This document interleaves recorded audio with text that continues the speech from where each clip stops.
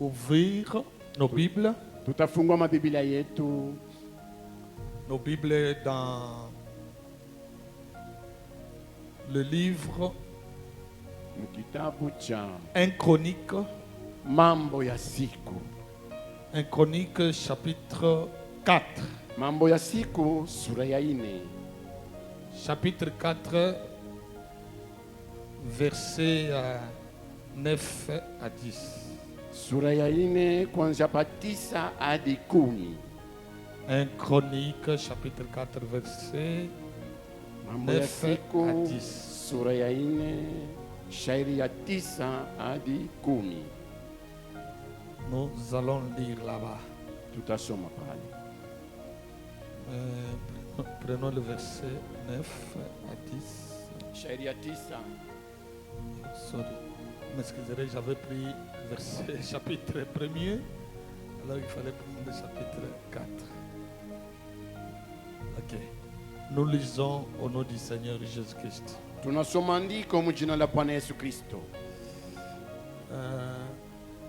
Jabez était plus considéré que ses frères, Yabesi alikuwa mwenye heshima kuliko ndugu zake. sa mère lui donnant le nom de Jabez Naye mama yake akampatia jina ya Yabesi en disant: akisema, c'est parce que je l'ai enfanté avec douleur. ni kwa sababu nilimzaa kwa huzuni. Jabez invoqua le Dieu d'Israël Na Yabesi aliomba Mungu wa Israeli en disant: akisema, si tu me bénis kama ungenibariki et que tu étendes mes limites, kweli kweli na unaongeza mipaka yangu, si ta main est avec moi, na mkono wako uko juu yangu, et si tu me préserves du malheur, na kama unanyepusha kwa maole en sorte que je ne sois pas dans la souffrance. na mabaya yote, ili nisiwe katika maumivu. Et Dieu accorda ce qu'il avait demandé. Na Mungu alimupatia ili alipoiomba. Prions. Tuombe. Bénis ta parole, Seigneur. Bénis ton peuple. Bénis chacun de nous. Même s'il y a la personne la plus religieuse au milieu de nous, révèle-toi à elle. Utilise-moi comme jamais auparavant. Je me soumets à ta volonté. Je m'abandonne qu'à toi seul. Je m'écarte du chemin. Je ne compte pas sur mon intelligence ni sur... Ce soir, on acclame Jésus. Kaeni na tumushangilie Yesu. Très bien. On prend une autre écriture. Tunabeba andiko ingine. Pour ceux qui étaient là, connaissent là, nous avons lu encore. Jia wale walikuwepo wanajua pale tulisoma tena. Ah oui. Nous pouvons ouvrir Tunaweza kufungua le livre kitabu cha d'Ecclésiaste. Prenons Ecclésiaste, tubebe Mhubiri chapitre 50. Qu'est-ce que j'ai dit moi? Ecclésiaste chapitre 5. Mhubiri sura ya 5. Chapitre 5, verset 4.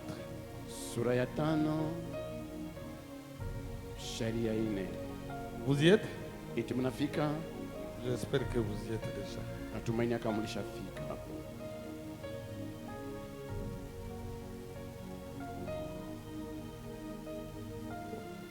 Je disais verset 4. Nikisema kama sura ya 4. Lorsque tu fais un vœu à Dieu, Wakati unapofanya kiapo kwa Mungu, ne tarde pas à l'accomplir, usigawii kuitimiza, car il n'aime pas les insensés. kwa maana ye Mungu apendi watu wapumbavu. Accomplis le vœu que tu as fait. Timiza kiapo ulipofanya. Mieux vaut pour toi ne point faire de vœu Ni vizuri kwako usifanye kiapo, que d'en faire un et de ne pas l'accomplir. bali awe kuapa kiapo kimoja na hicho usitimize. Ne permets pas à ta bouche de faire pécher ta chair. Usifanye kinywa chako chifanye kosa. Et ne dis pas en présence de l'envoyé que c'est une inadvertance. Pourquoi Dieu s'irrite-t-il de tes paroles? Na usiseme kwa yule aliyetumiwa kumwambia kusema kama haya ni arifu, lakini sababu ya nini Bwana sitimize neno lake. Détruirait-il l'ouvrage de tes mains? Usipime kuharibisha kazi ya Bwana. Que Dieu ajoute ses riches bénédictions à l'entrée de sa parole. Mungu abariki usomi wa neno lake. Amen. Amina. Je crois, Na amini. pour ceux qui étaient là, Juu ya wale walikuwepo, nous avons essayé un peu de parler de ces grands sujets. tulipima kusemea kwa hiki kishina kubwa. Le sujet que nous avons, Kishina tunacho c'est sur la prière de cet homme appelé Jabez. kinahusu maombi ya huyu mtu mwenye kuitiwa Yabesi. Jabez, Yabesi c'est vraiment un grand personnage de la Bible. kabisa ni mtu mkuu wa Biblia. Il est reconnu en tant que tel, pas parce qu'il avait combattu les bons combats ou il a vaincu les Philistins, non. Yeye anatambulikana na Mungu, sio kusema kama jua alipigana vita kubwa, hapana. Et c'est l'unique rare fois qu'il apparaît dans la Bible qu'on parle de lui. Lakini kwa mara ya kwanza na kuonekana mu Biblia na kusema Mais juu yake. cet homme a marqué son temps Lakini Mungu alitimiza wakati wake par la prière qu'il avait adressée à Dieu. kupitia maombi yenye alimpatia Mungu. Comme tout autre chrétien qui peut adresser sa prière à Dieu. Kama vile Mkristo yeyote anaweza kumuomba Mungu. Et Jabez Na Yabesi avait fait cette prière avec détermination. alifanya hii maombi na shaba. C'est une prière qui a secoué le monde. Ni maombi yenye ulitikisa dunia mzima. Tous les chrétiens en parlent. Wakristiani wote wako naisemea hii maombi. De voir un homme Kwa kuona huyu mtu Yabesi du nom de Jabez mwenye kwa jina Yabesi arriver à relever le défi. anafikia kutosha kipinganisho. Est-ce que l'église est ici? Eti kanisa iko hapa. Alors, Basi j'ai résumé la prière de Jabez dans 4 choses. nilijifunza maombi ya Yabesi mu vipindi 4. Ce sont les 4 choses que lui-même avait demandé à Dieu. Ni hivi vipindi 4 vyenye yeye peke Yabesi alimuombaka Mungu. La prière de Jabez, Maombi ya Yabesi c'était une prière précise. ilikuwa ni maombi ya kutaya kitu fulani. Il était précis et cela avait comme focus, il a demandé la bénédiction de Dieu. Yeye alikuwa na vitu fulani vyenye alikuwa anamuomba Mungu na Kenya alikuwa anasimamia ni baraka ya Mungu. Il voulait que Dieu le bénisse. Yeye alikuwa anapenda Mungu amubariki. Nous avons dit même par son nom. Tulisema hata kupitia jina lake. Jabez signifie douleur, Yabesi inamaanisha huzuni, souffrance. mateso. Sa mère l'avait engendré dans la douleur. Mama yake alimuzana kwa huzuni. C'est la raison pour laquelle, Jo kwa maana selon les habitudes de la coutume juive, ce sont les femmes qui donnaient les noms aux enfants, selon la circonstance dans laquelle l'enfant était venu. kufuatana na desturi ya Wayuda, wanawake walikuwa wanapatia majina kwa watoto kufuatana na majira yenye kuwapo. Maintenant, Sasa Jabez était né avec un certain handicap. Yabesi alizaliwa na ulema fulani. Et les noms qu'on l'appelait souvent, c'était devenu comme... il était là comme la risée de tout le monde.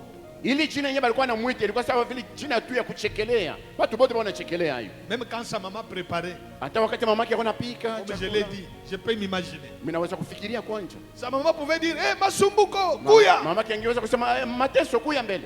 viens manger.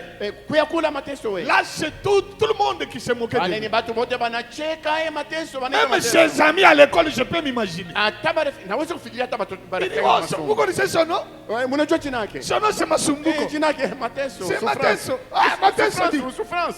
Il était devenu la risée de tous. Ye alikuwa tu kia kuchekelea. Simplement parce qu'il était né avec l'handicap. Juu alizaliwa na kilema. Est-ce que l'église comprend ça? Eti kanisa naelewa. Est-ce que quelqu'un m'écoute ici? Eti mtu unanifuata? Écoutez. Sikilizeni.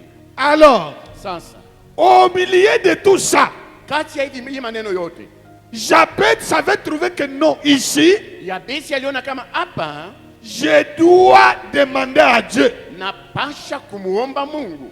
Pourquoi nous avons dit ça? Nous avons dit que Tulisema hivi.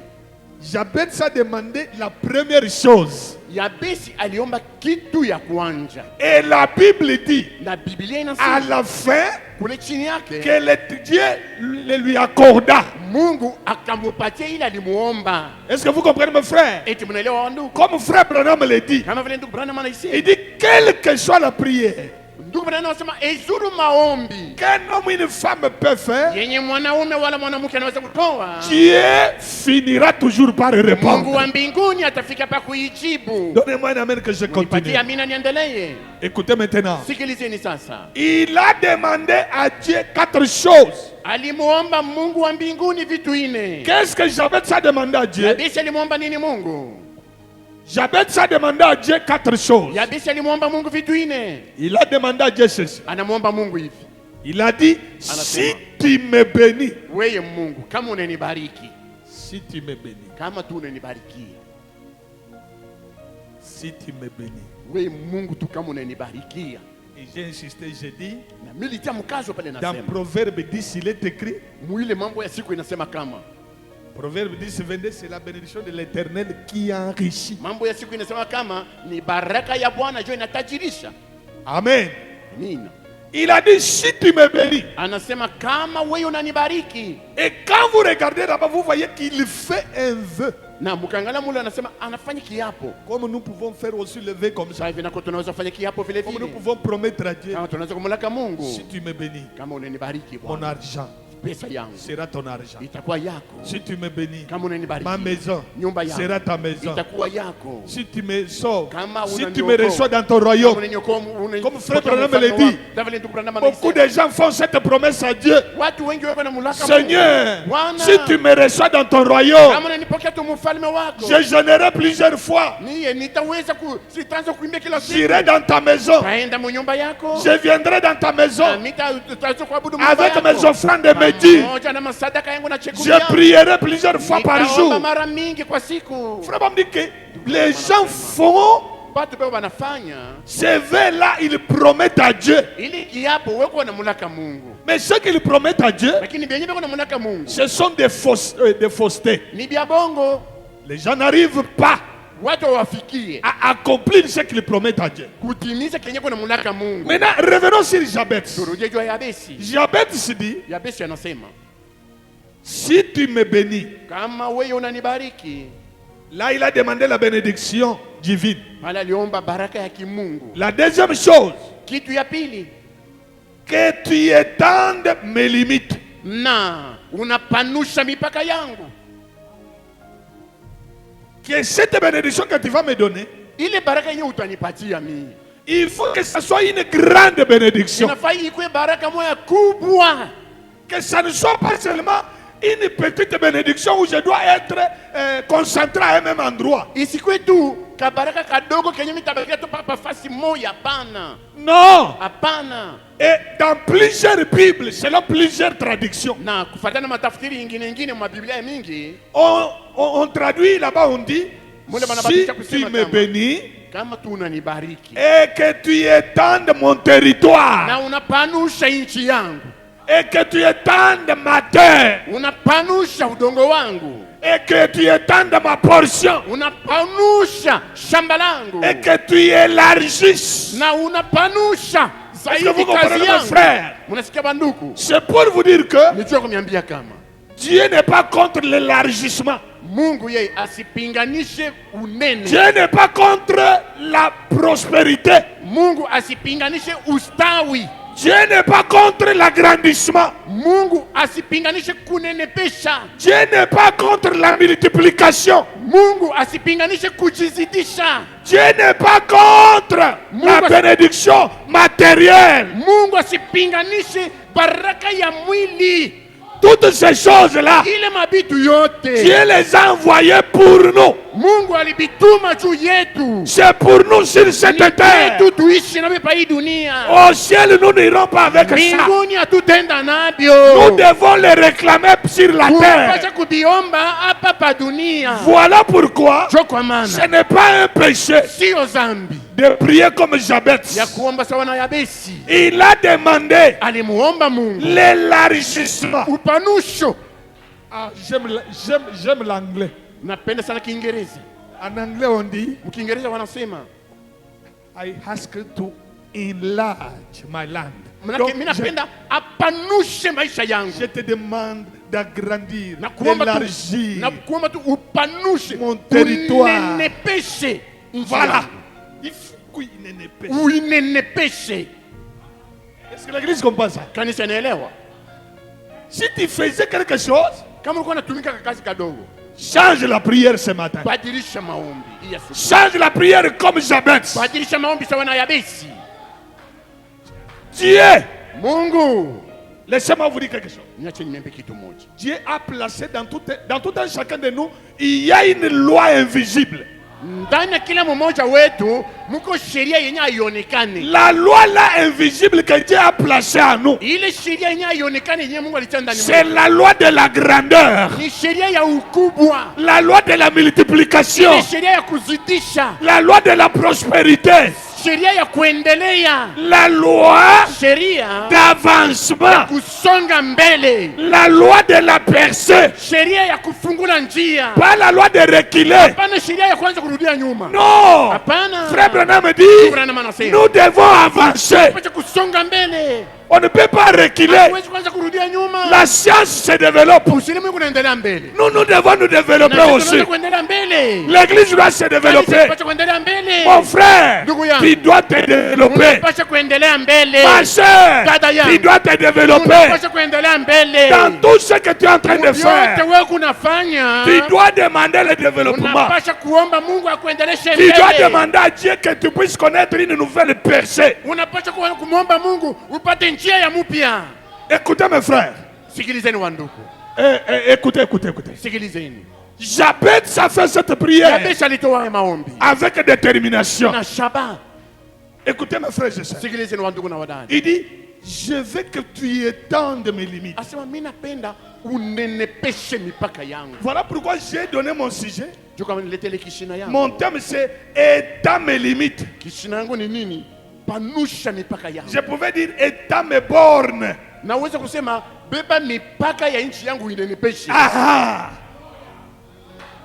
étends mes bornes Beba mipaka ya nchi yangu inenepeshe. et agrandis mon territoire. Tena nchi yangu ikwe munene sana. Est-ce que l'église comprend ça? Kanisa naelewa? Écoutez mes frères, Sikilizeni ndugu zangu. ce sujet, Ikishina. si j'avais prêché chez les Zambiens ou bien les Sud-Africains, Kama nilihubiri kwa Ule wale Namibiens, watu wakaji wa Zambia wala ils allaient bien comprendre wa Afrika ça. Kusini. Waliweza mais je kuielewa crois hiyo. aussi à notre niveau. Na mimi kama Parce mkimo yetu qu'ici, chez nous au Congo, on n'a pas l'esprit là de ferme. sababu hapa nijua tuna na ile roho ya kufanya mamashamba. Ah, mais Lakini kule dans ces pays kwa anglophones, Mazambia mule kwa Afrika ici Kusini. en Zambie, Hapa pa Zambia vous allez trouver, utakuta mtu. même quand vous voyagez, pour ceux qui ont déjà été là-bas, Wale wacha kusafiri. vous allez voir, on a écrit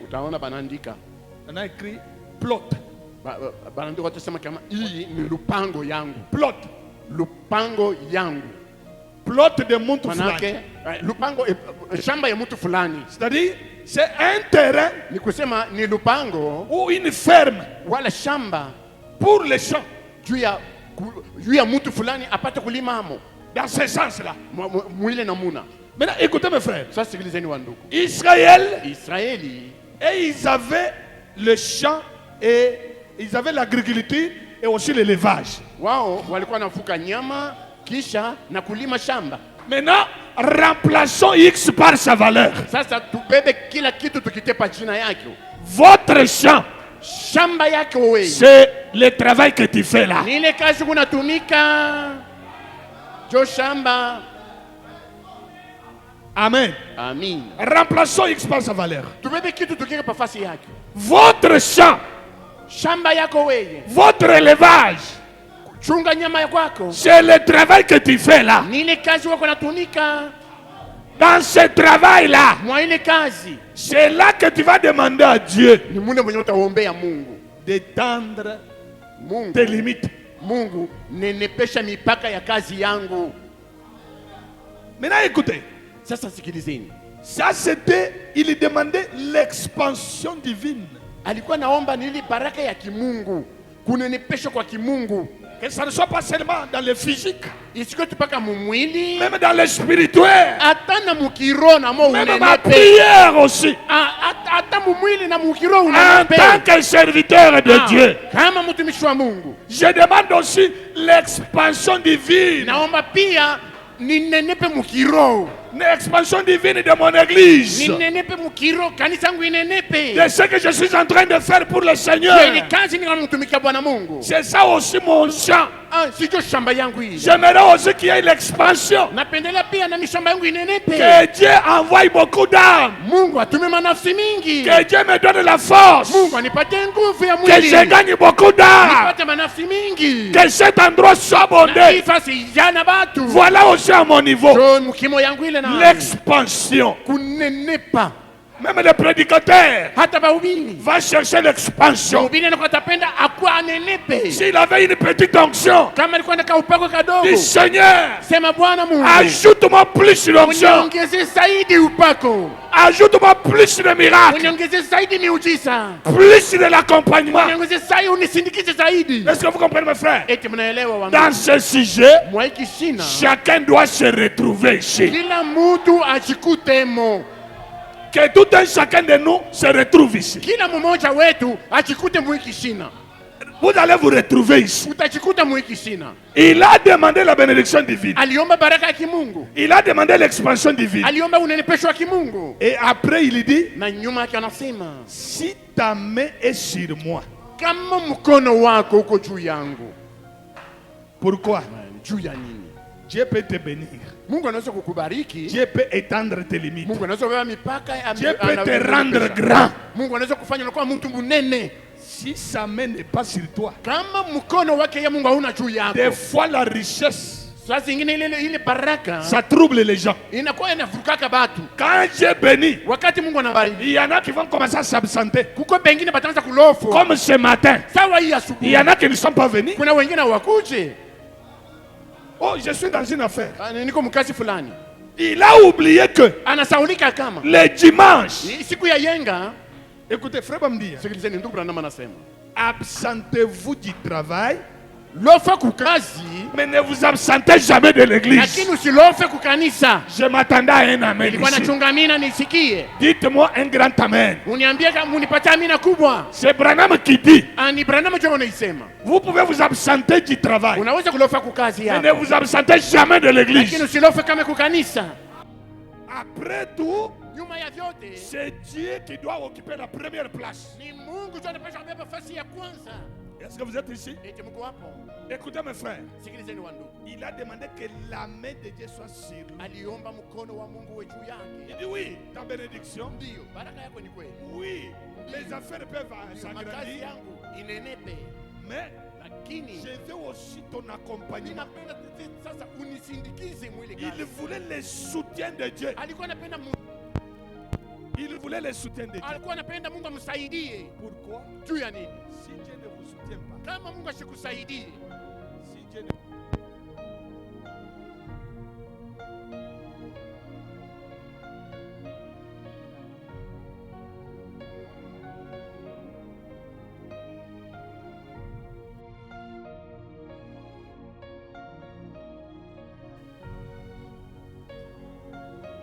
Ok, écoutez.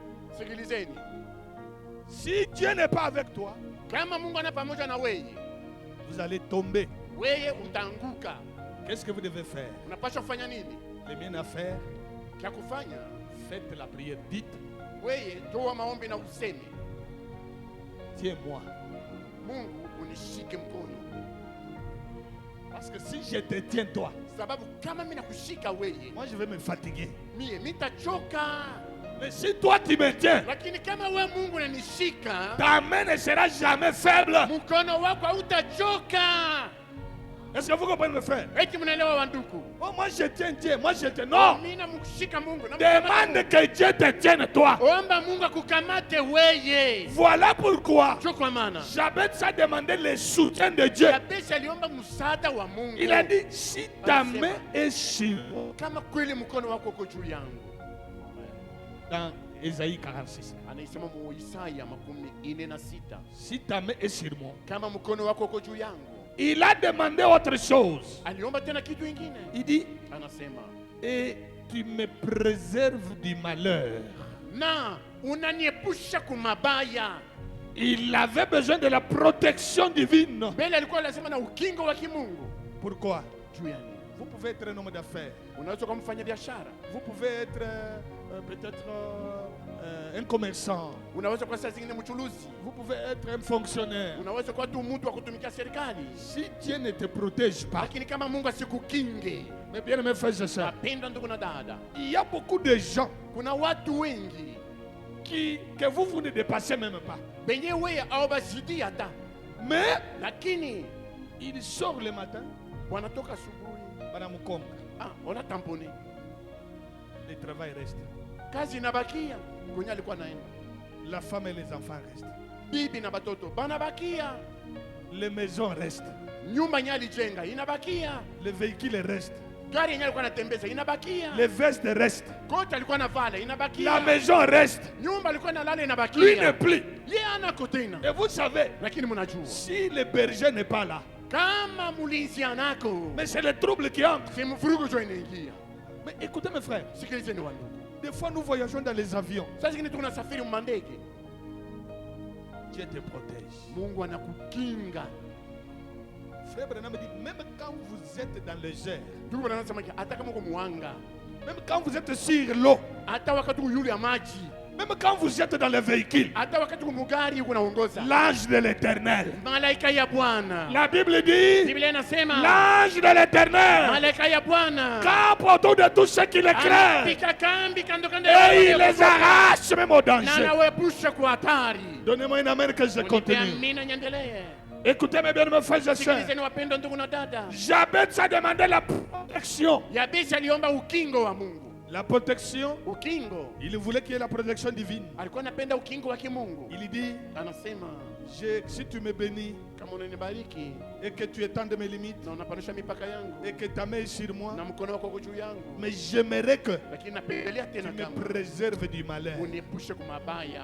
Est-ce que l'église comprend ça? Eti kanisa inaelewa? Voilà la bénédiction de Dieu. Jo baraka ya Mungu ile. Quand Dieu bénit, Wakati Mungu anabariki, quand tu arriveras à ce stade wakati utafikia mwale de la kile bénédiction de Dieu, ya baraka ya Mungu, n'oubliez pas Dieu. usimsabu Mungu, N'oubliez pas Dieu. usimsabu Mungu. Souviens-toi de toutes les paroles que tu lui as dites Kumbuka tu ile maneno yote limulaka lorsque Mungu. tu n'avais rien, Wakati hukuwa na kitu, lorsque tu étais la risée de tous. wakati ulikuwa unachekelewa na watu wote, Parce que quand vous voyez la prière sababu wakati unaona de Jabez, maombi ya Yabesi c'est une prière qui est au conditionnel. ni maombi yenyewe iko na kanuni. Est-ce que l'église est ici? Eti kanisa iko Le Dieu qui a élevé Mardoché, ule Mungu alimuinua Mordekai, il l'a fait quitter alimtosha de la sentinelle kumtosha pabuzangu pa mlango, vers un grand homme, anamfanya kuwa mtu munene, le premier ministre anakuwa mwaziri wa dans kwanza wa le nchi gouvernement. wa mule jimbo. Notre Dieu, Mungu wetu il est le Dieu de l'élévation. yeye ni Mungu wa kuinua, Il a pris alibeba Joseph anambeba Yusufu de la prison kutoka Mwingereza,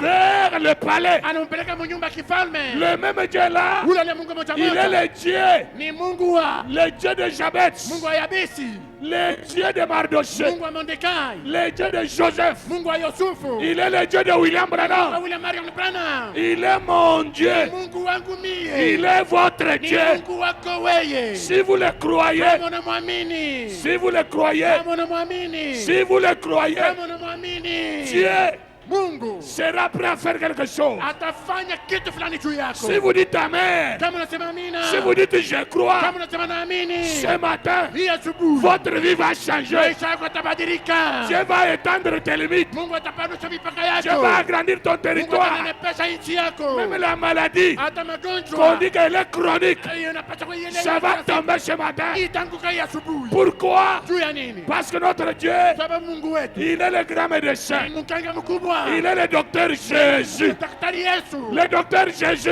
Daktari Yesu. est ici ce Eko matin hapa hii asubuhi. pour vous guérir. Kuponya. Le docteur Jésus, Daktari Yesu. oh, laisse-moi te dire ce Uniacha matin, nikwambie asubuhi. il y a le panier de Dieu. Kuna kitunga cha Mungu. Le panier de Dieu circule ce Kitunga cha matin. Mungu kinazunguka hii Ça asubuhi. circule. Kiko nazunguka hii Pour asubuhi. ceux qui sont prêts, Juu ya bali kwa tazama. donnez-moi un amen. Nipe amina. Alléluia. Haleluya. Amen. Amina.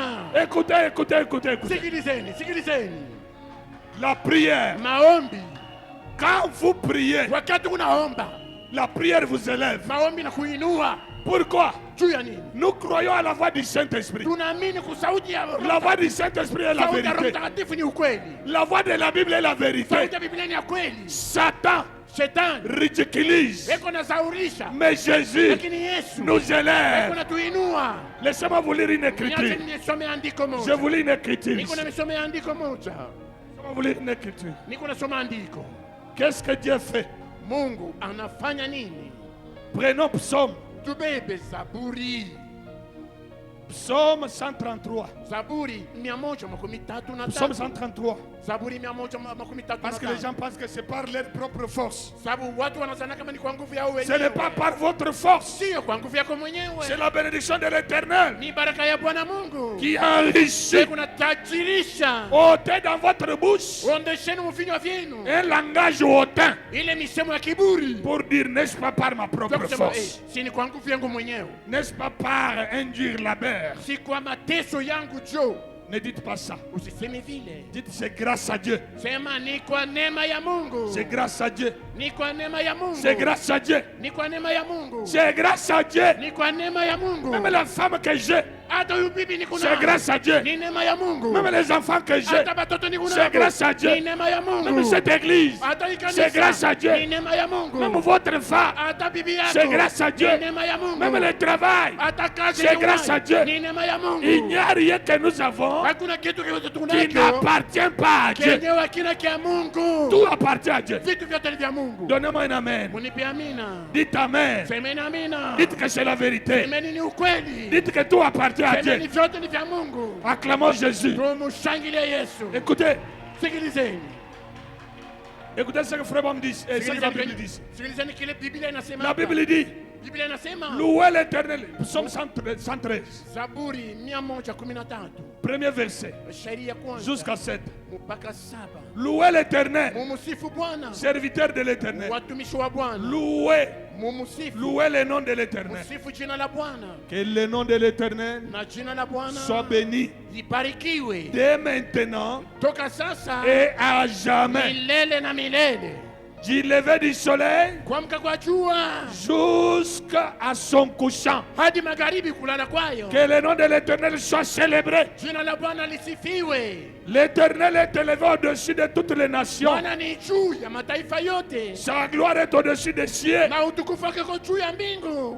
Qui est semblable à l'Éternel notre Dieu? Nani anayefanana na Bwana Mungu wetu? Il a sa demeure en haut. Yeye ana makao juu. Écoutez, Sikilizeni. il abaisse les regards Yeye anashukisha wale wa kiburi sur les cieux na juu ya mbingu et sur la terre. na nchini. De la poussière, Toka mavumbi il les retire les pauvres. anatosha maskini. Où est-ce qu'il les retire les pauvres? Wapi unatosha maskini? Où est-ce qu'il les retire les pauvres? Wapi unatosha maskini? Où est-ce qu'il a retiré David? Wapi alitosha Daudi? Où est-ce qu'il a retiré William Wapi Branham? alitosha William Branham? Où est-ce qu'il m'a retiré? Wapi alitosha? Où est-ce qu'il vous a retiré? Alikutosha weye. Dans la poussière. Mavumbi.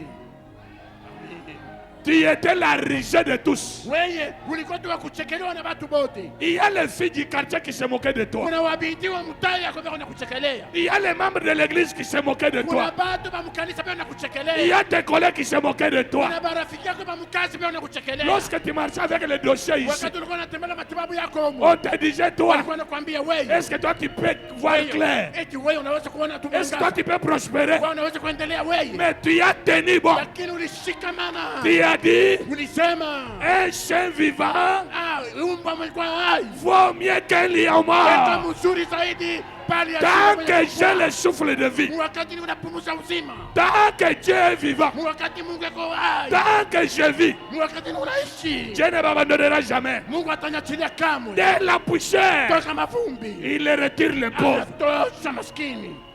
Amina. Dites Amen. Semeni amina. Dites Amen. Semeni amina. Que celui qui a dit Amen soit béni. Ule anasema amina barikiwe. Que celui qui a dit Amen soit Ule élevé. anasema amina inuliwe. Écoutez, je continue. Niache mimi niendelee. La Bible dit, Biblia inasema. la Bible dit ceci. Biblia inasema hivi. De la Toka poussière, mavumbi. il retire les pauvres. Anatosha maskini. Du fumier. Toka moshi.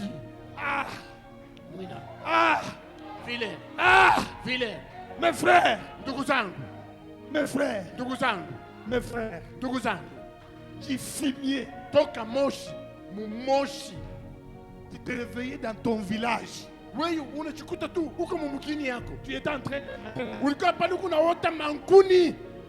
tu sens la fumée. Uko unanuka moshi. Même moi, je sentais la fumée. Hata mimi nilikuwa nanuka moshi. Vile, Mes frères, ndugu zangu, un jour Dieu me dit, siku moja Mungu ananiambia, Mouyumba, écoute, Muyumba sikia, tu vas prêcher même les blancs. utahubiri hata bazungu. Moi j'ai dit, moi, Nasema mie, ici où je suis, huku kwenye niko kumungini, écoutez mes frères, musikie na banduku. ici, moi je prêchais les blancs. Humu mumoshi mwenye niko nikahubiri bazungu. J'avais une chemise là bizarre, Niko na shati moya ya mshangao. une chemise tremblante. Shati moya ile ya kutetemeka tetemeka hivi.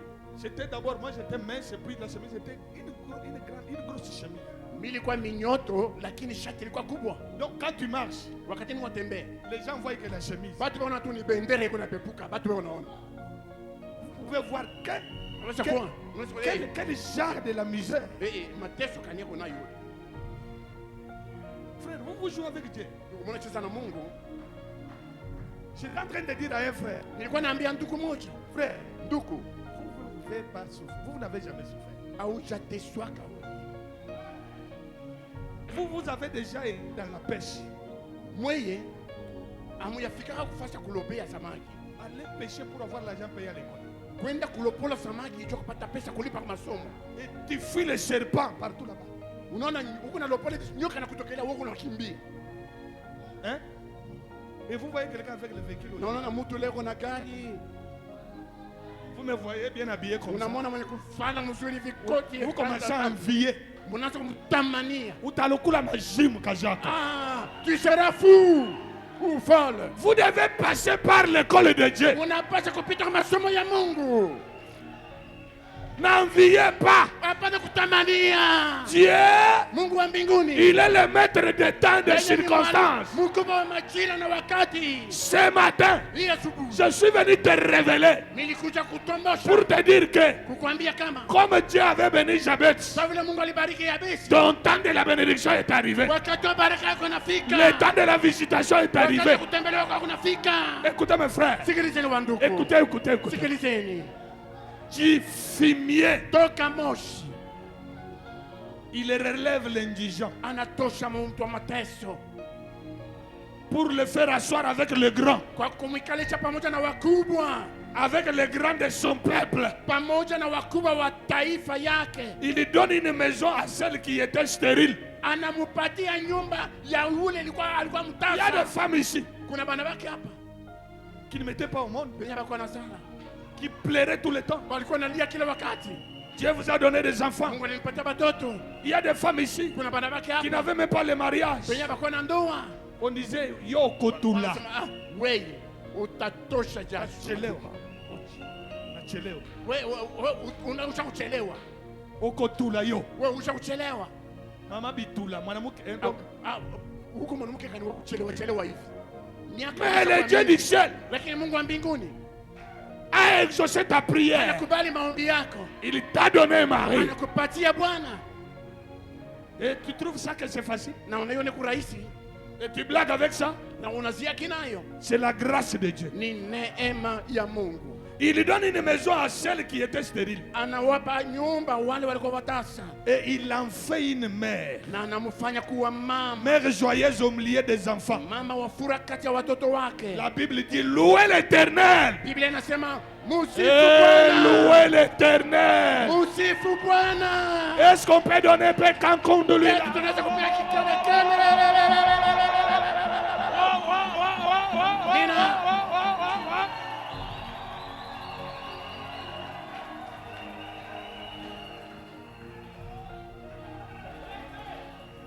C'est comme William Branham. Kama William Branham. Un jour, Siku moja il était sorti d'une famille qui avait une mauvaise réputation. alitoka kama jamaa moja ilikuwa na kavumo mubaya. Une famille de contrebandiers d'alcool. Jamaa moja ya balevi bakindingi. On préparait l'alcool chez eux. Kwa napika lutuku kwabo. Personne ne voulait marcher avec Branham. Mtu hata mmoja kwa anapenda kutembea Même pamoja sur na les chemins Branham. de l'école. Hata munjia kwenda kwa masomo. Même dans le quartier. hata mwile mtamba alikuwa anaishi, On ne voulait même pas, il ne pouvait même pas avoir un ami. angeweza kuwa hata na rafiki mmoja. Mais quelques années plus tard, Lakini kisha miaka, que je prophétise, ni tabiri ton problème, mambo yako c'est une question de temps. ni mambo ya wakati. Si ça te concerne, dis Amen. Kama inakuwa na wewe sema Si ça amina. te concerne, reçois. Kama inakuwa na wewe sema pokea.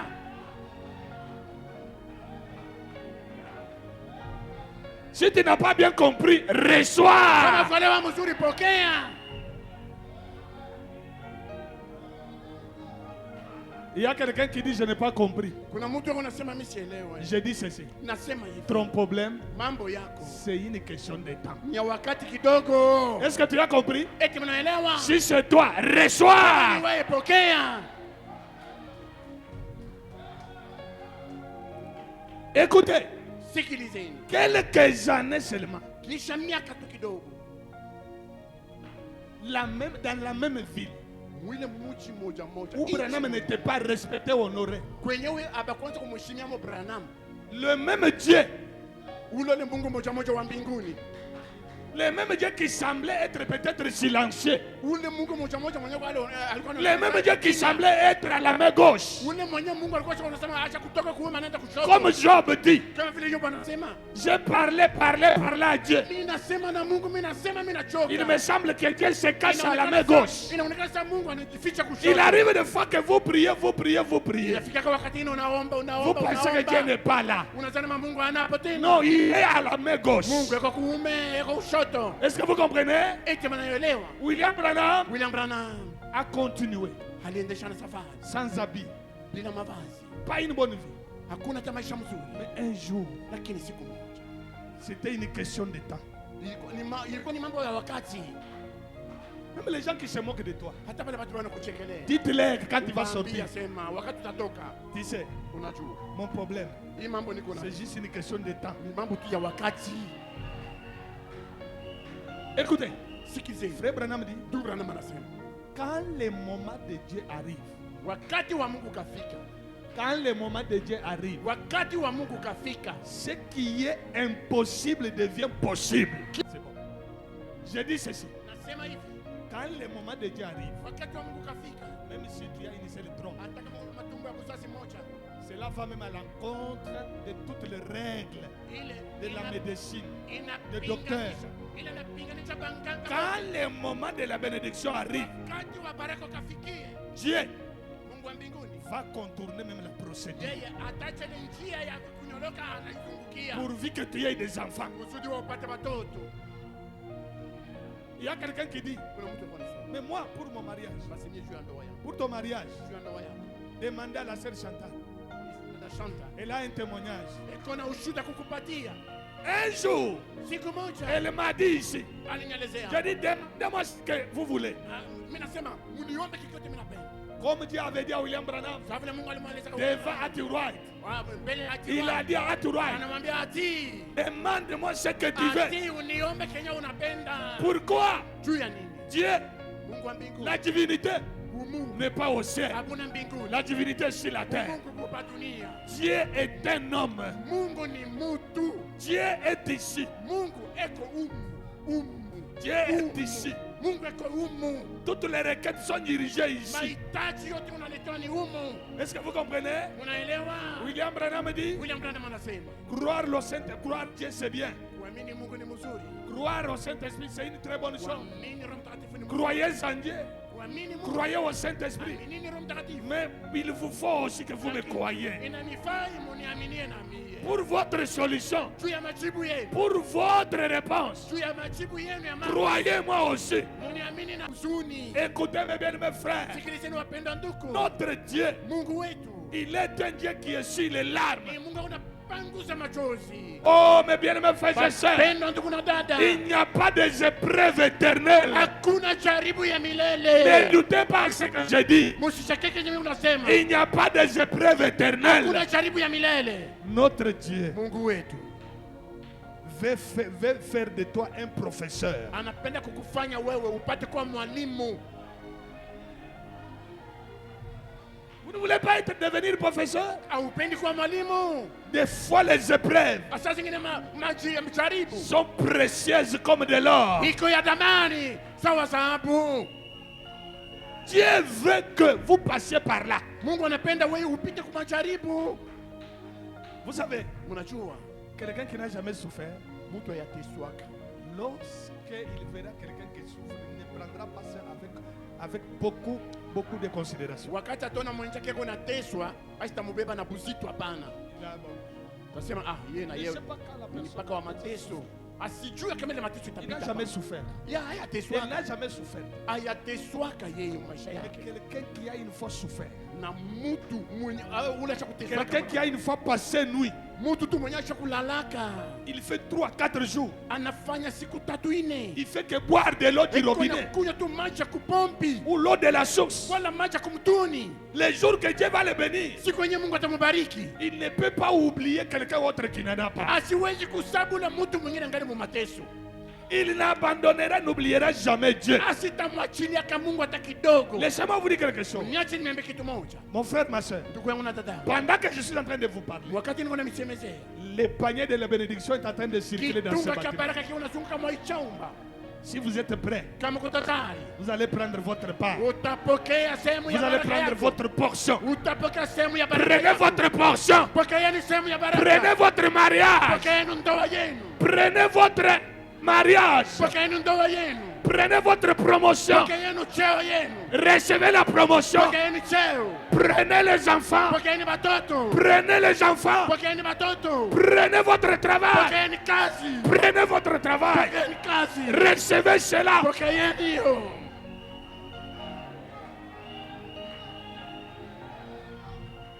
Panusha. Agrandis mon territoire. Panusha nchi yangu. Ma prière Maombi est que le Dieu du ciel ni Mungu wa mbinguni que je sers mwenye mimi kuna tumbo prenne ces paroles.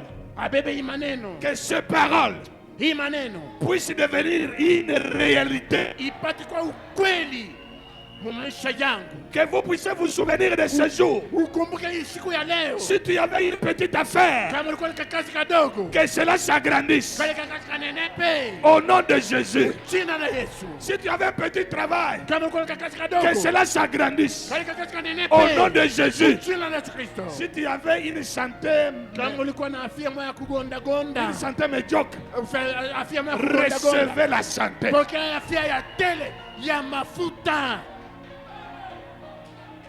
Un jour, Siku moja j'ai vu un frère niliona ndugu moja qui m'amène sa femme.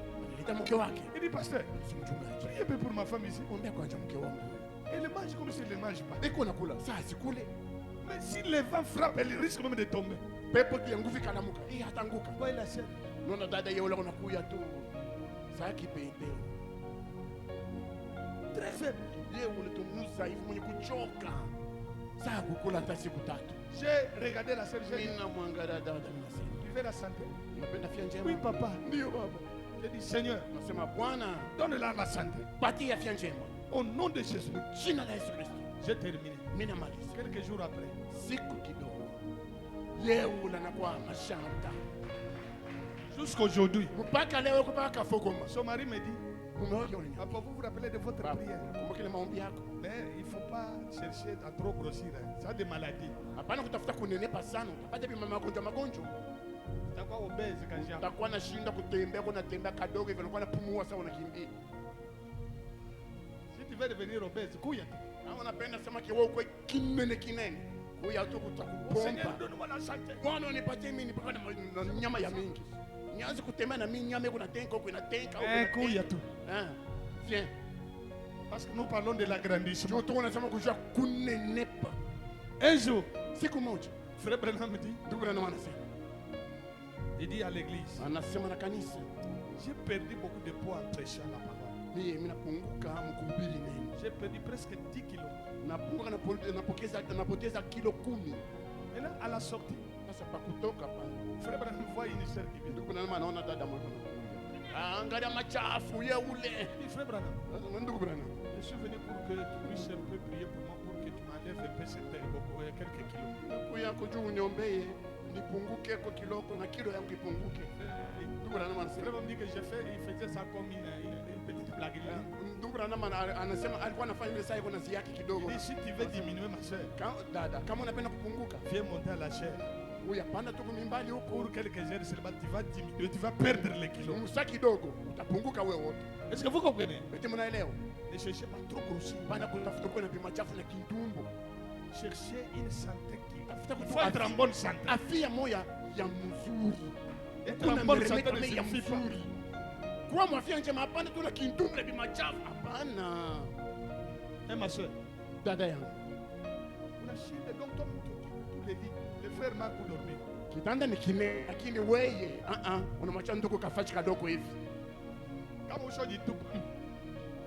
Ukalala tu pakile kitanda kia kinene. Ni huko ukule wewe peke tu. Les frères des fois ils se retrouvent sur les carreaux là. Ndugu saa zingine yao anashuka tu lake chini. Chini.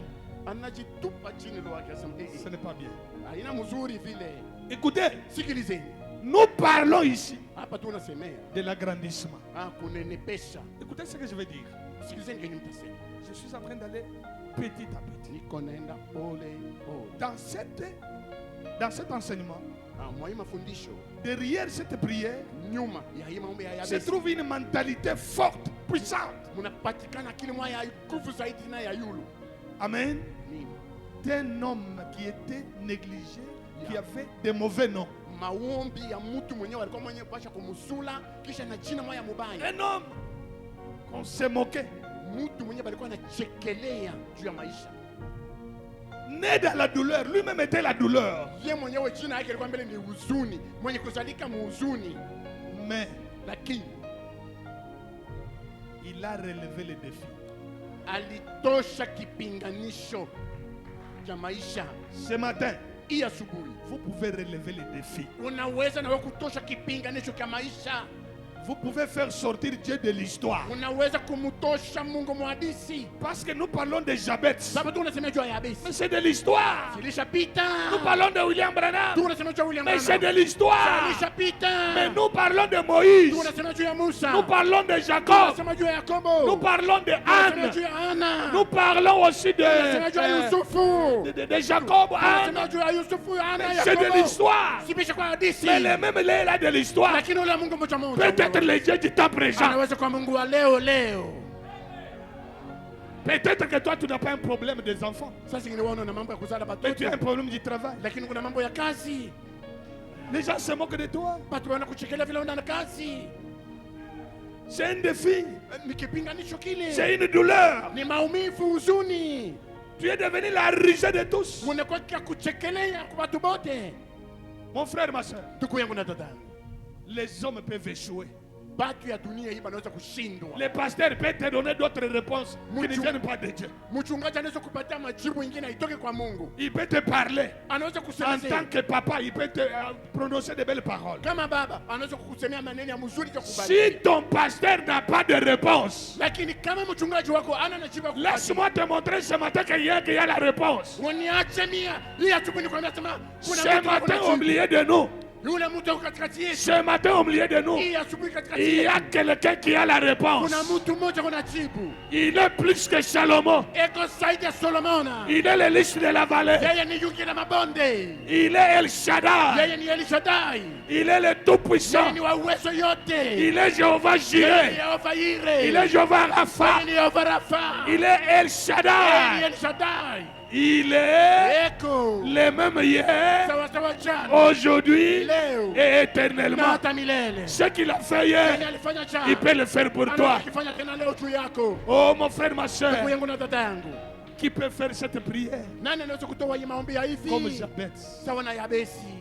Étends mes limites Panusha mipaka yangu. et agrandis mon territoire. Nenepesha nchi yangu. Il y a quelqu'un ici. Eti kuna mtu hapa. Tu demandes, mais j'ai un travail. Unaomba basi. Si niko na kazi mimi. Écoutez ce que je vais te dire. Sikiliza kile nitakwambia. Je ne te dis pas d'abandonner ce travail-là. Sikueleza sema acha ile kazi uko nayo. Je ne dis pas d'abandonner. Nishisema acha ile kazi. Sois seulement là-bas. Ubaki paka na ile kazi uko nayo. Dieu t'enlèvera là-bas Mungu atakutosha mwile hali ya ile kazi uko nayo. pour ouvrir une autre connexion. Tu ya kufungula tena njia Vous ne nyingine. m'avez pas bien compris. Nina. Vous ne m'avez pas bien compris. Amwelewe mzuri. Je dis ceci. Nasema hivi. Je ne te dis pas de quitter le travail là. Siseme acha ile kazi uko nayo. Mais je dis ceci. Lakini mimi nasema À partir de ce travail là, kutoka ile kazi uko nayo, Dieu Mungu wa mbinguni va te connecter. atakufungulia njia nyingine. Recevez la connexion au nom de Njia Jésus. nyingine ya kazi. Vous dites comment ça? Unasema basi namna gani? Vous dites comment ça? Unasema namna gani? Hein? Vous me posez la question. Muna ni swali. La connexion. Muna ni swali cha kuchomeka Dieu mjengi. fait des choses Mungu anafanya kabitu au moment inattendu wakati yenye wao et utumainie. d'une manière inattendue. Na muna yenye utumainie. Qui sait? Nani anajua? Qui le savait? Nani alijua? Qui savait que Nani alijua kama Mardoché, Mordekai la sentinelle, alikuwa zamu pa mulango, pouvait être promis? angeweza kuinuliwa. Tu dis, j'ouvre la porte, je dors dehors, je dors dehors. Chaque fois que tu ouvres toujours la porte de ton patron là, kila mara wako nafungula paka mulango ya mkubwa wako wa kazi, Dieu est en train de regarder. Mungu yako nakuangalia. Dieu observe ton attitude. Mungu yako naangalia hali yako. Il y a un frère qui me dit là-bas, moi je roule la moto tous les jours. Kuna ndugu Pasteur, mmoja ananiambia sasa mimi natembea paka pikipiki si miaka tu yote. crois à cette parole, Kama unaamini neno, tu te souviendras de ce message. utakumbuka hii Ce ujumbe. message de ce matin est pour toi. Hii ujumbe ya asubuhi ni yako. Tu quitteras la moto Utatoka pa pikipiki, vers une bonne voiture, unapata gari ya mzuri. ta propre voiture. Gari yako mwenyewe. Si tu crois, reçois. Unaamini, pokea. Vous dites comment ça? Unasema basi namna La gani? connexion. Kuchomekwa. Qui savait? Nani alijua? Qui savait Nani alijua? qu'un jour, Na kama siku moja Joseph Yusufu pouvait être connecté à Pharaon? angeweza kuchomekwa kwa Faraoni. Come on! Qui a connecté Joseph à Pharaon? Nani alichomeka Yusufu kwa Faraoni? C'était parmi les gens qui gardaient la prison. Ilikuwa ni kati ya pale watu wenye walikuwa wanachunga gereza, bazamu ya gereza. Celui qui a regardé ses qualités. Ulijua aliangalia matabia yake. Soyez toujours chrétien. Uwe tu mkristiani. Soyez un chrétien qui a un bon témoignage et une bonne influence. Weye upate kuwa mkristiani mwenye kuwa na ushuta mzuri Ne na sois kafumo pas ya un mzuri. chrétien de nom. Tu es au travail, là où tu travailles, on te connaît comme étant un voleur. Hapana tu kuwa mkristiani wa jina. Kule kukazi huko banakutosa huko mwizi. Mais tu dis, Seigneur, donne-moi, agrandis-moi. Dieu va Lakini agrandir ton unasema, territoire. oh, Toi, tu es Bwana, voleur. nenepesha kazi yangu. Mungu atanepesha kazi yako je huko mwizi. Mungu anarepesha kazi yako pour kuanza kuiba tena. Tu as agrandi ton territoire Wazi kuendelea na kuiba. tu continues à voler. Répands-toi d'abord. Tubu mbele. Mwizi. Voler. Suku na bintu ya kazi kwako. Tu es en train de voler au travail. Huku na bintu ya kazi nyumba yako. Tu as des choses du travail pour Huku na bintu dans ta ya maison. kazi kunyumba yako. Tu as les choses du travail dans ta maison. Que tu as pris de ton propre chef. Pili benye uliiba kwa mkubwa wako wa kazi. Tubombe. Répands-toi d'abord. Joseph Yusufu a été connecté à Pharaon. alichomekwa kwa Faraoni.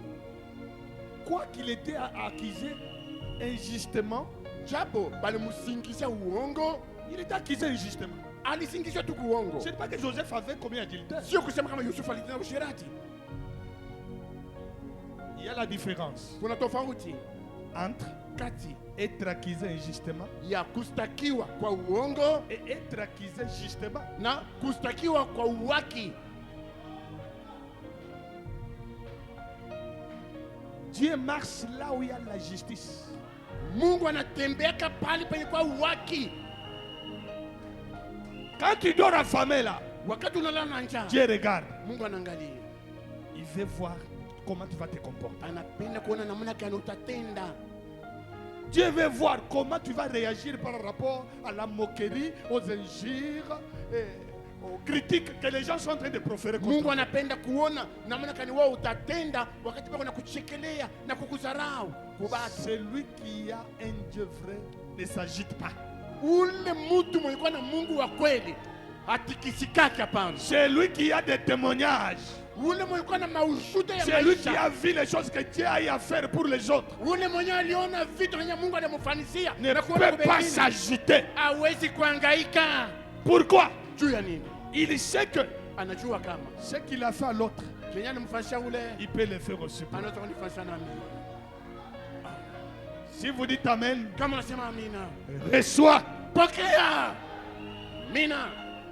Parce que mon interprète a dit Amen. Sababu mtafsiri wangu anasema amina. J'ai senti qu'il y a la profondeur. Mimi nasikia kama mko kilindi. Reçois. Amina. Naipokea. Reçois. Naipokea. Reçois. Naipokea.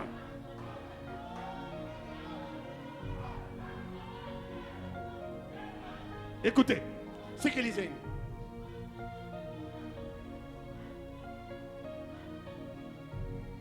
Écoutez. Sikilizeni. Dieu va changer de nom. Mungu atakubadilisha jina. Tu ne seras plus appelé Masumbuko. Hautaitiwa souffrance.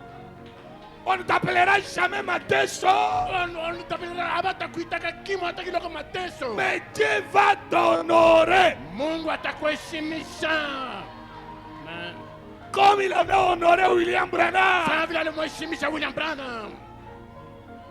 Or William Branham, Dieu l'a envoyé pour nous bénir. Ichapoka William Branham, Mungu alimtuma kwa kutubarikia. Amen. Amina. Les gens ont commencé à venir dans la ville. Watu wanaanza kwa mumuji. On les logeait dans les hôtels, motels. ils mangeaient dans des grands restaurants. McDonald's, dans les restaurants tels que McDonald's. C'est quoi? Et d'autres restaurants. Pourquoi? Qui les a appelés dans la ville? Frère Branham. C'est grâce à Frère Branham. Écoutez, quand Dieu te bénit, la bénédiction est comme du miel. N'est-ce pas? C'est comme du miel sur les rochers. Toutes les bêtes viendront lécher.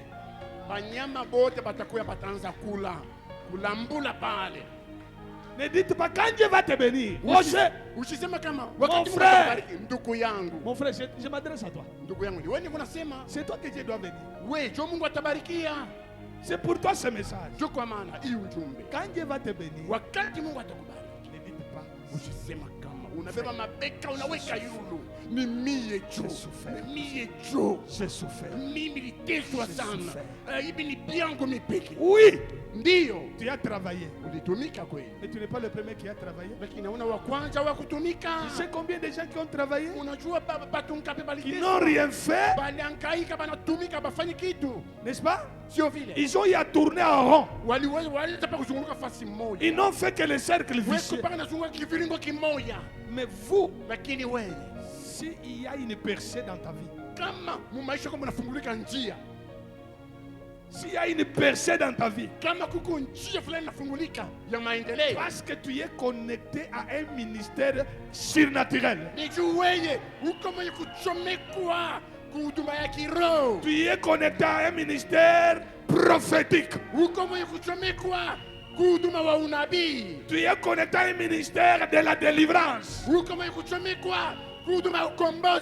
Tous les démons de la famille, tous les sorciers qui vous poursuivaient, chaque fois que tu viens dans la présence de Dieu, on fait que les chasser.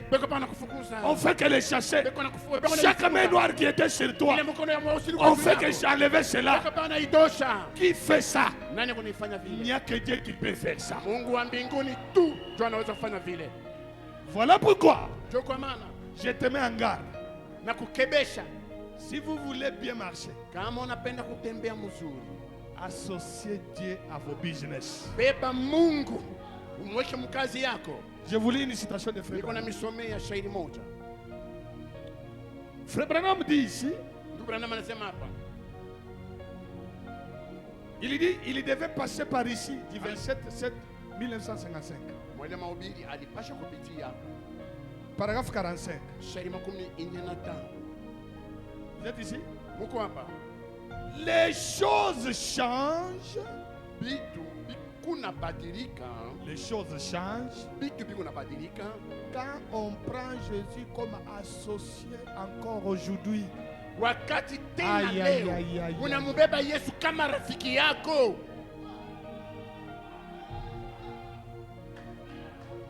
reçois. Pokea.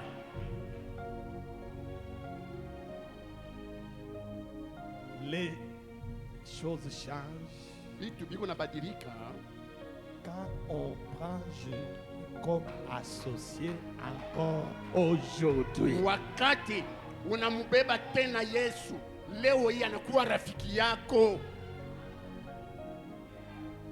Moi je pense que ce matin hier, dans ce que je dis, beba Yesu sa asosa wako. Asosa. Asosa. C'est comme ça. Moi des fois j'aime les lingala. Asosa. Manake rafiki wako wa kazi. Hein? Vile. Quelqu'un a reçu? Vous avez compris? Mungu anapokea, mnaelewa? Mais si vous mettez Jésus de côté, Lakini kambeba Yesu namtupa nje. non, Hapana. Jabez n'a pas fait ça. Yabesi ya kufanya vile. Il a demandé la bénédiction. Aliomba baraka ya Bwana. Il a demandé l'élargissement. Anaomba upanusho. Que Dieu élargisse tes affaires. Mungu anenepeshe kazi yako. Que Dieu te fasse sortir de la servitude. Mungu akutoshe mubutumwa.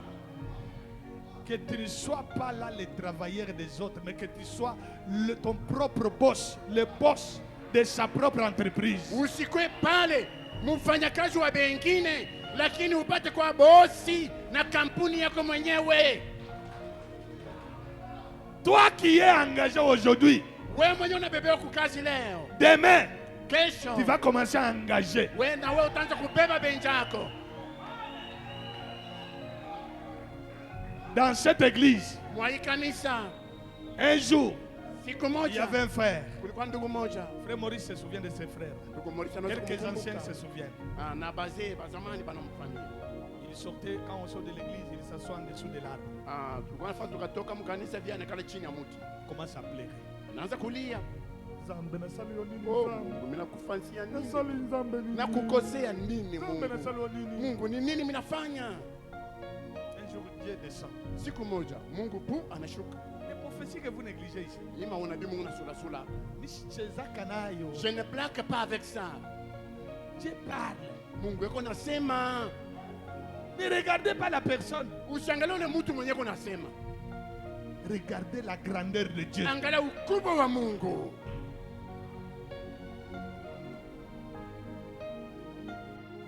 Zambe na sali yo nini? Mungu mimi nakukosea Zambe nini? na sali yo nini? Mimi nafanya nini Mungu? Mimi nileza mashemasi, umwangalie kwa kitu fulani mpatie. Un jour, nous sommes allés avec frère Maurice, son frère Eva. Siku moja tunaenda na ndugu Maurice wala ndugu Eva. On trouve que le frère a frotté l'enfant, les piments. Tunakuta ndugu ashaba pilipili anapakala mtoto mumacho. Frère, Nikasema tu ndugu, fais ça pourquoi? unafanya hivi juu ya nini? Il dit, mais pasteur, Anasema mchungaji, on n'avait que 500 francs. tulikuwa tuna 500 ya franka kikongomani. C'était pour acheter les savons au moins pour que sa maman nettoie les habits. Ilikuwa tu kuuza sabuni, mama yake afune na kutuma nguo. Mais comme aujourd'hui c'est la Noël, Sasa hivi siku ya leo ni Noeli. l'enfant a pris les 500, il est allé acheter les ballons d'or. Mtoto anabeba ile 500 ya franka anaenda kuuza kipompa. C'est pour cela que je l'ai frotté les piments. J'ai dit frère, tu es un criminel. Nasema ndugu On peut uko t'arrêter. uko muuaji wewe. Nous étions avec frère, on a mis la main dans la poche. Tunatia mkono mfuko. J'ai dit prenez. On a donné plus que 5 000. Unipatia zaidi ama 5,000 ya franka. Asante mchungaji. Ça va beaucoup nous aider. Itatusaidia. Il a eu un jour un petit travail. Siku moja anapata kakazi kadogo. Au travail, Ule kwa kazi. il y a une femme qui ne l'aimait pas. Kwa mwanamke mwa hakuwa anafurahi Comme naye. c'était la femme qui était comme chef là-bas. Japo ilikuwa ni ule mwanamke kwa mkubwa wa kazi. Écoutez mes frères, Sikiliza. quand vous êtes au travail, Wakati uko kukazi, si vous avez juste un petit temps, kama tu una wakati hata kadogo, prenez votre Bible, beba Biblia yako. jetez un coup d'œil là. tupa molicho. Lis quelque chose. Soma hata kitu kimoja. Si tu as une brochure, Kama una kitabu kyako, ne vous promenez pas sans même un titre. usitembee hata bila kitabu. Ayez même un titre dans votre poche. Ukuwa tena kitabu mumufuko yako. Même dans votre salopette. Hata mwile koti yako shauvala. Sukutu. Frère Ernest, même une brochure dans ta salopette. Ndugu Ernest, msukutu yako mu kitabu kiko. Dès que tu as un temps libre, Wakati unapata koka wakati fulani, nisome mbele. Branham anasema nini? Unaona mkubwa kwa kazi anaanza kuya, wewe unakaficha msukutu. tu restes dans la connexion. Unabakia kuchomekwa kwa Mungu. Amen. Les frères avaient toujours la brochure. Ndugu alikuwa pana kitabu. Et il lisait. Et on l'a trouvé devant la machine. Et toi, tu es venu ici pour travailler bien, pour lire tes histoires. Oui, ulikuwa kujua kwanza kusoma soma Biblia. On n'a pas besoin de pasteurs ici. Hatuna lazima na On a bachungaji. besoin des gens qui sont venus. Lazima napata kazi hapa. Pour un salaire de combien? Jua mshahara ya ngapi? $150. Dola 150. On l'a mis au pied. Banamfukuza. Il a été mis dans un congé, je ne sais pas, technique ou diabolique. Banamupatia mpumziko, sijui kama ni ya lote wala ni ya kishetani tu. Pour le faire souffrir. Jutu bamuteswe. Le frère est resté à la maison. Ndugu anabakia kwa nyumba. Et on l'a chassé définitivement. Banamfukuza lote. Kazi inaisha. Il est resté à la maison. Anabakia kwa nyumba. Un jour, il a eu l'inspiration le matin. Siku moja asubuhi anapata upako. Il dit, Anasema pana. moi, Mie huyo, il y a quelqu'un avec qui moi je vais mourir. kuko mtu moyo ule mwenye mimi nitakufa naye. C'est le pasteur Stéphane. Mchungaji Stefano ndio mwenye nitakufa naye huyo. Mais Lakini en dehors de ça, Dieu avait parlé un jour. nje ya ile Mungu alishuka anasema siku moja. On partait chez les frères, on s'asseyait sur les questions de bière, peut-être demander chez les frères. Kulikuwa kwa ndugu akuwa na biti. Sasa inaanza kulomba tu kuikalia tu mabibi basi kwa majirani. Et il vient le matin chez moi à 6 heures. Asubuhi mapema anakuja kwangu. C'est assuré. C'était à 6 heures. Kwani asubuhi mapema wakati mapambazuko. 6 heures, presque 6 heures moins. Wakati mapambazuko usiku kucha. Usikate kumlango. Papa odi. C'est qui encore à cette heure? Ni nani tena hii wakati jua yatoka? Analisa mke wake chungulia mali badilisha ni nani? Anachungulia. C'est frère Ni ndugu. c'est frère fulani. Ni ndugu Kabloshi. C'est frère Ni ndugu Kabloshi. Kabloshi. J'ai dit, ah, encore c'est frère. Huyu ndugu Kabloshi tena nakuya. Encore des frères. Le matin comme ça, je peux pas me reposer. Siwezi kupumzika hapo. Il est venu, il devait qu'à partir. Mke wake anasema, basi anakuya. Wando kamuone. Je suis sorti. Yule mimi natoka. Directement, il tombe à genoux. Il me tient dans les genoux. Dans les jambes. Le pasteur, je vais voir ton Dieu. Je suis au bout. Je suis au bout. Non, non, ne pleure pas. Il y a des enfants dans la maison. Ne fais pas ça, frère. Les enfants dorment encore. Ne fais pas ça. Tu fais quoi? Non, je veux que ton Dieu me bénisse. Tu veux que mon Dieu te bénisse? Je vais prier pour toi. J'ai dit, Seigneur, que cette prière que j'ai fait aujourd'hui soit la dernière sur ce frère. ipate kwa ya mwisho juu ya huyu ndugu. Trop c'est trop. Binapita. Bénis-les. Umubariki. Au nom de Jésus-Christ. Amen. Mjina la Yesu Kristo. Amen. Le frère est sorti, il est parti. Ndugu anatoka narudia kwake. Une semaine, c'était trop. Wiki moja ilikuwa mingi. Je vous dis des choses que j'ai vécues. Na niambia vitu vyenye Si niliishi. vous ne me croyez pas, Kama moya muniamini. Etalio. Inakuangalia wewe peke. Moi, j'ai besoin de gens qui me croient. Mimi niko nasema na pale patu wananiaminia. Écoutez, Sikilizeni. une semaine, Wiki moja. avant une semaine, Kabla tu ya wiki moja. un numéro inconnu Namba moja isiyojulikana appelle à son numéro. inapika kwa simu yake. Monsieur, est-ce qu'on peut se voir? Bwana, eti tunaweza kuonana. Il fait oui, oui, on peut se voir. Ndio Tu es tunaweza où? kuonana. Uko wapi? Non, je suis à la maison. Non, niko kwa On nyumba. fait vite, vite, vite, on se voit au niveau de la poste. Jikaze haraka tukutane pale pataoni. Ok. sawa. frère se prépare. Ndugu ya ule Il dit, monsieur, j'ai un deal. On va faire quelque chose. Est-ce que tu peux m'aider? niko na kazi fulani On m'a donné ton numéro aussi par tête. walinipatia namba yako kwa mtu fulani. Mon frère, Ndugu yangu, vous soyez là. weye bakia tu pale huko Le travail, kazi, ta nouvelle promotion, cheo yako mpya on t'appellera que là. atakuita mpaka pale huko. Ton téléphone va sonner le matin. Simu yako italia asubuhi, Pendant que tu auras encore peut-être des histoires dans les wakati yeux. yenyewe ungane na mabocha mu macho, Tu viendras glorifier le Dieu de Muyumba ici. utakuya kumshukuru Mungu wa Muyumba hapa. Le frère vient, Ndugu anakuja, il dit ok, je peux vous aider. nasema ndio mimi naweza Il y kusaidia. a un monsieur, Kwa bwana mmoja, j'ai des conteneurs. mimi nilikuwa kiongozi wa kazi. Ça vient de la Grande-Bretagne. Inatokea Ça vient de kule l'Angleterre. Britain. Il y a des matériels là-bas, des matériaux, je ne sais matériaux. Kuna vyombo vya kazi kule. Alors, est-ce que vous pouvez me les dédouaner? Eti unaweza kunisaidia Oui, kwenda oui. kutosha? Sema ndio. À combien? Bei gani? Le frère dit Ndugu anasema 100 000 boss, ça peut aller. 100 ya 100 1000 itaweza kuendeka. L'homme dit non. 100 000. 100,000. Mais c'est peu. Si kwa kidogo. Moi, j'étais chez tel. Mimi nilikuwa kwa fulani. Il m'a parlé de 300 000. Aliniambia juu ya 300,000. Toi, pas même 200. Wewe unauza au fika tamu 100,000. Unasema tu 100,000. Tu es un aventurier ou bien? Wewe unaziaki au? Non, boss. Nasema hapana.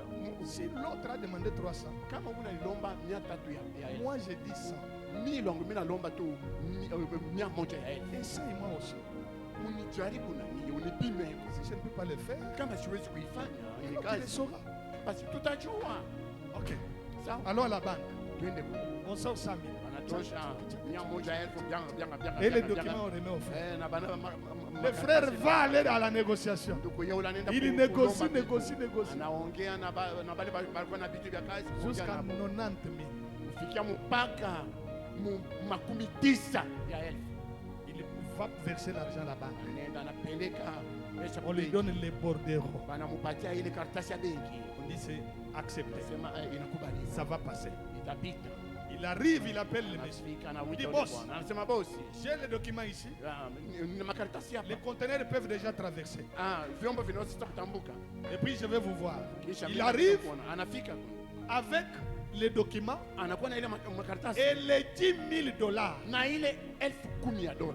Frère, Ndugu, soyez toujours honnête dans ce que vous faites. mubiote kunafanya uwe na uwaki, Soyez chrétien dans tout ce que vous faites. uwe mkristiani mubiote kunafanya. Si c'était toi, tu aurais empoché, caché les 10 000. Ingelikuwa wewe ungebeba ile 10,000 unachema mfuko. Il dit, j'ai fait 6 autant de moi, je n'ai pas eu d'argent. Mimi nakawia, mnafanya miezi mingi sipate pesa. Ça, c'est Dieu m'a donné. Hii ni Mungu ananivuishia tu. Dieu m'a donné. Mungu ananipatia. Il arrive, Anafika, l'homme dit, ule mtu anasema, tu as fait quoi? ulifanya Non, mwana. les documents sont là. Makaratasi yote. Les conteneurs vont traverser déjà Kasumbalès. Vyombo vya kazi, mantolo kushote itatambuka huko. Et en plus, il y a les 10 000. Kisha na ile frete ibakia yoi. Il dit, monsieur, Nasema bwana, tu pries où? unaombaka wapi? Joshua alia Tu kwa. pries, hein? Unaombaka wapi? Je prie Mimi naombaka dans le message de William Branham. ujumbe ya William Marion Branham. Mtu anachukua kumbatia kwa kichwa. 10 000 ici, c'est pas pour moi. Hii 10,000 yako yangu. C'est pour toi. Si ni yako. Pour le travail que tu as fait. Juu ile kazi Et unatumika. en plus, Na kisha tena il y a zaidi ton ya salaire que je dois te donner. mshahara wako huko hapo nitakupatia. On prend d'abord les 10 000. Banabeba kwanza ile L'homme retourne les 10 000 au frère. Bana mrudisha ule ndugu. Le frère prend les 10 000, il m'appelle. Ananipiga simu. Papa, vous êtes où? Mchungaji uko wapi? Moi, j'ai dit, je suis. Nasema J'étais du niko. côté Kassaba.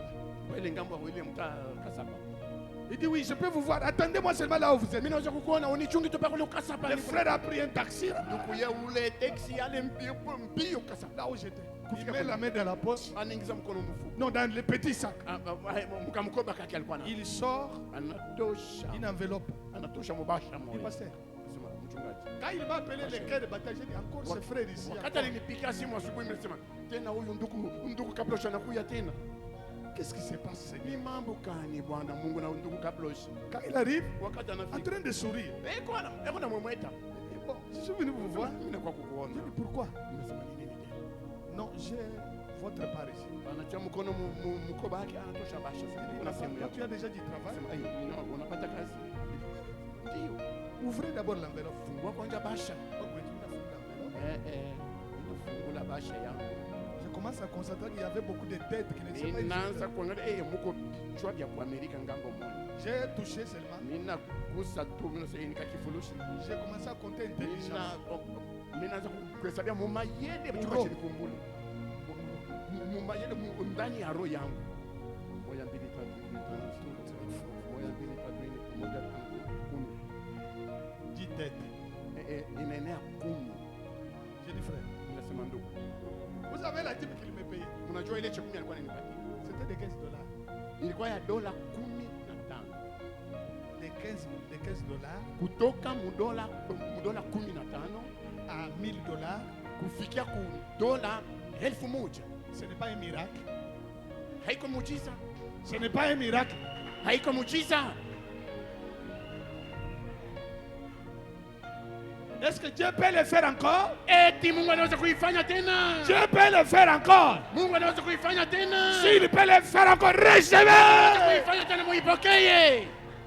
Amen. Maintenant, Sasa mettez-vous debout. simameni bwima. Vous avez une requête? Ukuna hitaji Appliquons notre formule. tutumikishe ile Tu as des blocages. eti una vifungo vizuizo, Tu as un besoin. una lazima fulani, Tu as une difficulté. una magumu fulani, Tu as quel una problème? mambo gani? Soyez prêts maintenant. Uwe tajari sasa. Je demande que tout le monde soit prêt. Sema batu bote bawe Que tajari. tu sois étudiant, marié, Uwe non marié, mwanafunzi, célibataire. walikuolewa, Soyez vikombe, prêts. uwe tu tajari. Moi-même, je suis prêt. Mimi peke niko tajari. Amen.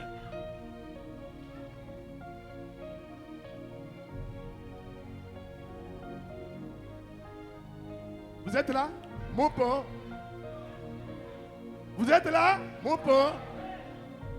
Est-ce que le Dieu de Jabez Eti huyu Mungu wa Yabesi peut devenir une réalité pour toi? anaweza kuwa ukweli juu yako. Alors tous les blocages qui bloquaient votre Vifungo vie. vyote vinje. Vous êtes distrait là-bas. Hein? Huku Mungu mumbasi mweye. Vous êtes distrait là-bas. Hein? Joni Mungu mumbasi mweye. Moi, je vous ai dit de jouer les tam-tams. Eti nimeambia sema upige ngoma. Vous êtes locataire. Wewe unapangia nyumba ya baba. Vous voulez avoir votre maison. Unapenda kuwa na nyumba yako mwenyewe. Que les demandes de location. Pepo mchafu kupangia nyumba nje.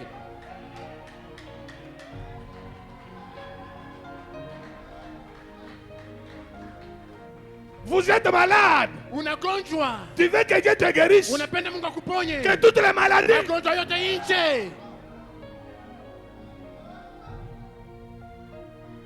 Vous avez un voyage. Una safari. Mais tu vois que le voyage est toujours bloqué, Lakini bloqué, unapanga bloqué, safari bloqué. pacha kuifunga funga. Tous les blocages. Vifungo vyote nje. Je dis bien dehors. Nasema nje. Dehors. Nje. Dehors. Nje. Tu as un problème du mariage. Una mambo ya ndoa. Tu as un problème du mariage. Una mambo ya ndoa. Mais tu n'arrives pas à avoir la dot. Haufikie kupata mali ya kuoa nayo. Tu as une pauvreté extrême. Una bumaskini baba nguvu. Les démons de la pauvreté. Pepo mchafu maskini nje. Pauvreté. Maskini nje. Tu as une tumeur. Una kivimbo fulani. Tu as une tumeur, n'est-ce pas? Una kivimbo sio vile. Tu as ça, n'est-ce pas? Uko nayo sio Qui vile. a une tumeur ici? Nani una kivimbo hapa? Ah. Beko. Alors la tumeur. Kivimbo nje. Tu as une plaie qui ne se cicatrise pas. Kuna kilonda kimoja kimalizike. Amen. Amen. Cette plaie-là, nous chassons Ile kilonda nje. que la cicatrisation s'installe. Na mkovu iwepo. Tu as des vertiges. Huku nasikia pa kizunguzungu mkichwa. Le vertige, quand vous sentez tout le temps le vertige, c'est l'ombre de la mort.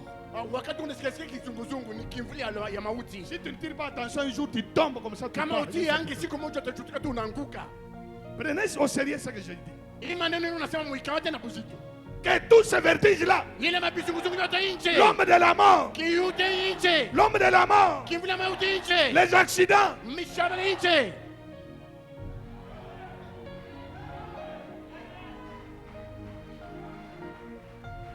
tu as le besoin de travailler, Ukuna lazima ya bafanya kazi, mais tu ne te retrouves pas. lakini wewe haupate. Tu as cherché partout. Unatafuta fasi yote, Tu as introduit les documents partout. unabeba mabasha yako unaingiza fasi yote. Même les dossiers, il y a quelqu'un qui s'assoit là. Il ne veut pas libérer ton dossier. Il ne veut pas faire passer ton dossier. Makaratasi yako mtu mwana Il y a quelqu'un qui a déposé son dossier ici. eti kuna mtu alishakutia Pour le travail, levez la main. kazi kuhusu kazi. Très Ndio bien. mikono sawa. C'est vous qui êtes concernés. Ni hii maneno Ensemble ni avec l'église, nous allons vous pamoja na aider. kanisa. Ce que nous allons faire, Ile tutafanya ni représentez-vous que le type là, il est gros, il est assis sur votre dossier. wewe ujionyesha sema ule mtu mwenye weko mkubwa acha kuikalia pa makaratasi yako ya kazi. Faut que mushutu là. Ah, il faut les chasser.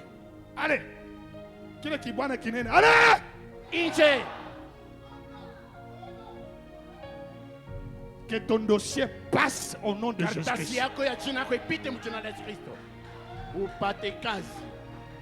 Que ton dossier passe au nom de Jésus-Christ. Karatasi yako ya kazi ipite mjina la Yesu Que Kristo. tout celui qui a tes dettes libère les Ile dettes. yote mlikuwa na deni yako iachilie.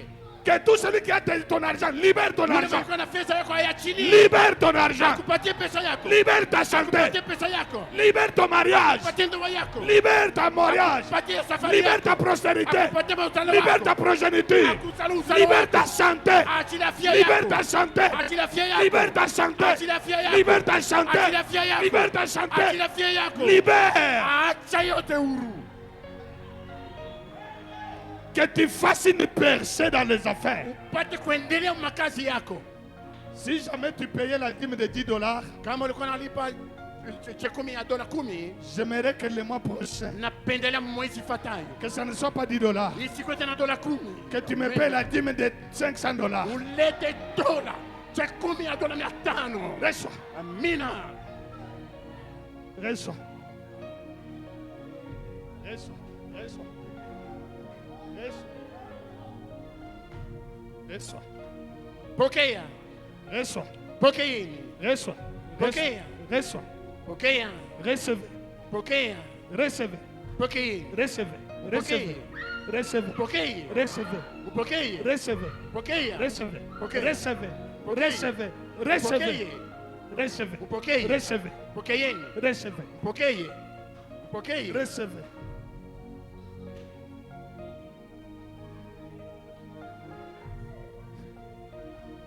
Upokee. Pokeeni. Pokea. Pokea. Pokea. Pokea. Pokea. Pokea. Pokea. Pokea. Pokea. Pokea. Pokea. Pokea. Pokea. Pokea. Pokea. Pokea. Pokeeni. Pokea. Pokea. Pokea. Pokea. Pokea. Pokea. Pokea.